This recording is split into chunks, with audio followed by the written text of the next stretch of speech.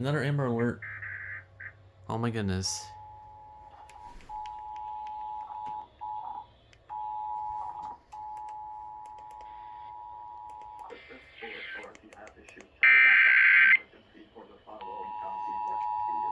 Alright, so now on my FM station. The civil authorities have issued a child abduction emergency for all of Texas, beginning at 12:36 p.m. Friday, December 13th, and ending at 12:36 p.m. Saturday, December 14th. Child abduction from Tyler, Texas.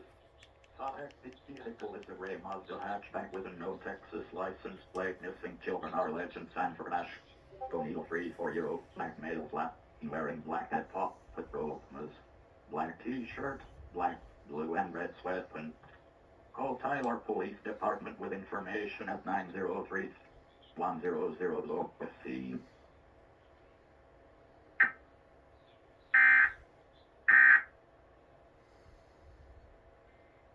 Without surgery or dime. It's covered by Med.